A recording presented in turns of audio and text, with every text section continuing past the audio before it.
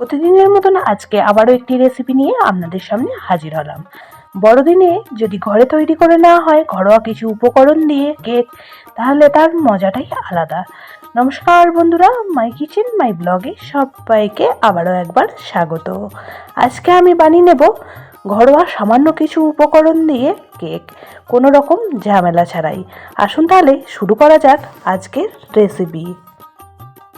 তার জন্য এখানে একটা বাটি নিয়ে নিয়েছি, আর তার মধ্যেই নিয়ে নেব 1 বাটি পরিমাণ ময়দা। আপনারা যে জায়গাটায় পরিমাপ করবেন সেই পরিমাপ অনুযায়ী সমস্ত কিছুটা নিয়ে নেবেন। আমি প্রথমেই নিয়ে নিলাম 1 বাটি ময়দা, আর ওই বাটিরই 4 ভাগের 1 ভাগ নিয়ে নিয়েছি সুজি। আজকে আমি ময়দা আর সুজি দিয়ে কেকটা তৈরি করব। আর তার সাথেই নিয়ে নিয়েছি এখানে হাফ বাটি পরিমাণ চিনির পাউডার। চিনিটা মিক্সিং জারে দিয়ে পাউডার বানিয়ে নিয়েছিলাম, সেই পাউডারটাই এখানে অ্যাড করলাম। এখন এই 3টে উপকরণকে একটা চামচের সাহায্যে খুব ভালো করে মিশিয়ে নিচ্ছি।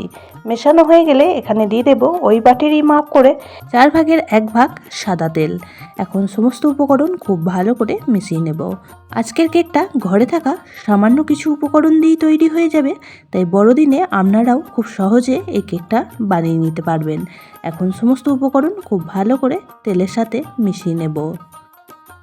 পুরনো বন্ধুরা সবসময় আমার পাশে থেকে আমাকে এতটা সাপোর্ট করার জন্য অনেক অনেক ভালোবাসা। নতুন বন্ধুরা যারা চ্যানেলে ভিজিট করছেন, চ্যানেলটি এখনও পর্যন্ত সাবস্ক্রাইব করেননি, তাদের কাছে অনুরোধ রইল চ্যানেলটি সাবস্ক্রাইব করে পাশের বেল আইকনটি অল করে দেবেন। তাহলে আমি যখনই কোনো ভিডিও দেব নোটিফিকেশন সবার আগে আপনাদের কাছে পৌঁছে যাবে। ব্যাটারটা তৈরি করার জন্য এখানে আমি নিয়ে নিয়েছি 1 গ্লাস পরিমাণ রুম টেম্পারেচারে রাখা দুধ। সেই দুধটাই অল্প অল্প করে মেশাতে থাকবো আর একটা ব্যাটার রেডি করে নেব। ব্যাটারের ঘনত্বটা ঠিক কেমন রাখবো সেটাও আপনাদের দেখিয়ে দেব। আমি আজকের কেকটা খুব ছোট্ট একটা কেক বানাচ্ছি, তাই উপকরণগুলিও খুব কম ব্যবহার করেছি। আপনারা যদি একটু বড় সাইজের কেকটা বানাতে চান সেক্ষেত্রে ময়দা বা সুজির পরিমাণটা একটু বেশি করে দেবেন। অল্প অল্প করে দুধ দিয়ে এখন ব্যাটারটা রেডি করে নিচ্ছি। ব্যাটারটা রেডি করার সময় চামচ বা হ্যান্ড উইক্স যেটা দিয়ে আপনারা ব্যাটারটা রেডি করবেন সেটা একই ডাইরেকশানে ঘোরানোর চেষ্টা করবেন, তাহলে ভেতরে যে হাওয়াটা থাকবে সেই হাওয়াটা সহজেই বেরিয়ে আসবে আর কেকটা খুব সুন্দরভাবে তৈরি হবে। এখন ব্যাটারটাকে ঢেকে রেখে দেব 15 মিনিট। যেহেতু সুজি দেওয়া আছে তাই সুজি অনেকটা পরিমাণেই ফুলে যায়, তার জন্য এখানে আমি রেস্টে রেখে দিলাম 15 মিনিট। 15 মিনিট পর ফিরে আসলাম, আর দেখেই বোঝা যাচ্ছে ব্যাটারটা অনেকটা পরিমাণ ঘন হয়ে গিয়েছে। এখন আরও কিছুটা পরিমাণ এখানে আমি দুধ দিয়ে দেবো, আর বেশ কিছুক্ষণ সময় নিয়ে ব্যাটারটা এইভাবেই একই ডাইরেকশনে ঘুরিয়ে নেব। আজকে ব্যাটারটার মধ্যে আমি কোনো রকমভাবে ড্রাই ফ্রুটস ব্যবহার করছি না, আপনারা চাইলে ব্যবহার করতে পারেন। আমি একদমই সাধারণ আর সিম্পলভাবে কেকটা বানিয়ে আপনাদের দেখাচ্ছি, তাতে করে ঘরে থাকা সামান্য কিছু উপকরণ দিয়ে যে কেউ সহজে এই কেকটা বানিয়ে নিতে পারেন। খেতেও কিন্তু খুবই ভালো হয়। ব্যাটারটা আমাদের একদমই রেডি হয়ে গেছে, আর ব্যাটারের ঘনত্বটাও আপনাদের দেখিয়ে দিলাম কেমন রেখেছি। এখন এর মধ্যে দিয়ে দিচ্ছি 1 চামচ পরিমাণ বেকিং পাউডার, আর তার সাথেই দিয়ে দিলাম হাফ চামচ বেকিং সোডা। সামান্য একটু দুধ দিয়ে এখন আবারও ব্যাটারটাকে একই ডাইরেকশনে এইভাবেই ঘোরাতে থাকবো। ব্যাটারটা যতটা সুন্দর রেডি হবে কেকটা কিন্তু ততটাই ভালো তৈরি হবে। তো এখন ব্যাটারটা একদমই রেডি হয়ে গিয়েছে, আর কিন্তু বেশি টাইম রাখা যাবে না। আর ব্যাটারের ঘনত্বটাও আপনাদের দেখিয়ে দিচ্ছি, দেখেই বুঝতে পারছেন যে কতটা পরিমাণ ঘন রেখেছি। এখন ব্যাটারটা একটা সাইডে রেখে দেব, আর এখানে কেকটা বানানোর জন্য আমি একটা স্টিলের টিফিন বক্স নিয়ে নিয়েছি। এর মধ্যেই এখন কেকটা ব্রেক করে নেব। এখন দিয়ে দিলাম যে সাধারণত খাতার পাতা থাকে সেই পাতাটা একটু মাপ করে কেটে নিয়েছি, মাঝখানে দিয়ে দিলাম। আর তার উপরে দিয়ে দেব খুব সামান্য পরিমাণ একটু তেল দিয়ে ব্রাশ করে নেব। আপনাদের কাছে বাটার পেপার থাকলে বাটার পেপার দিতে পারেন, আর না থাকলেও কোনো রকম অসুবিধা নেই। এই রকম খাতার একটা পাতা মাপ করে কেটে নিয়ে মাঝখানে দিয়ে দেবেন, তাহলে কেকটা খুব সহজেই বের হয়ে আসবে। এখন দিয়ে দিচ্ছি যে ব্যাটারটা রেডি করে রেখেছিলাম সেই ব্যাটারটাই। আমার সুবিধার্থে আমি টিফিন বক্সে আজকে কেকটা বানিয়ে নিচ্ছি। আপনাদের কাছে যে কোনো স্টিল বা টিনের যদি পাত্র থাকে সেই পাত্রেই কিন্তু কেকটা বানিয়ে নিতে পারেন।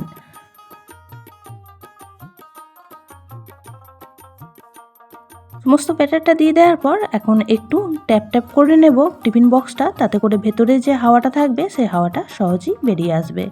এখন কেকটা দেখতে সুন্দর লাগার জন্য আমি উপর থেকে দিয়ে দিচ্ছি বেশ কিছুটা পরিমাণ টুটি ফুটি, আর তার সাথেই দিয়ে দেবো কিছুটা পরিমাণ কাজু আর কিশমিশ দিয়ে ওপরটা সাজিয়ে নিচ্ছি। আপনাদের হাতের কাছে থাকলে অবশ্যই একটু দিয়ে দেবেন, আর না দিলেও কিন্তু কোনো রকম অসুবিধা নেই, তাতে করেও কেকটা খেতে ভালো লাগবে।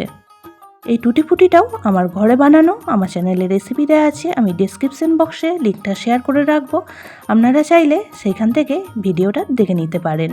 গ্যাসের মধ্যে একটা কড়া 5 মিনিট আগেই বসিয়ে রেখেছিলাম, কড়াটা এই পর্যায়ে খুব ভালোভাবে গরম হয়ে গিয়েছে। এখন মাঝখানে একটা স্ট্যান্ড দিয়ে টিফিন বক্সটা বসিয়ে দিলাম। এখন ওপর থেকে একটা ঢাকা দিয়ে দেব, আর ঢাকা দিয়ে এটা 20 মিনিট হাই ফ্লেমে বেক করে নেব। 20 মিনিট পর ঢাকাটা খুলে এখন দেখে নিচ্ছি, কেকটা কিন্তু খুব সুন্দরভাবে ফুলে গিয়েছে।